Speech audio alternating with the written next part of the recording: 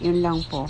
Pwede rin po dito ay cheese, kaya lang mas prefer ng kakain yung chocolate. So, chocolate na lang nilagay ko dito.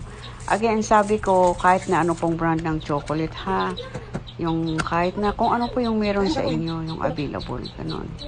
Tapos, ayun, magbibilog lang po, pa-flat mo natin, tapos lalagyan natin sa gitna ng chocolates. Depende po sa inyo, pero kung pang negosyo po, edi siyempre tsansahin nyo po.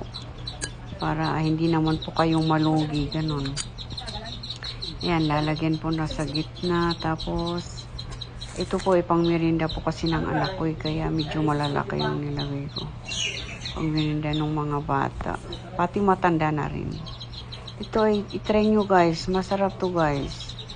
Kung gusto nyo naman pong maglagay ng ano, ako kasi hindi na po ako naglagay ng ano dyan kasi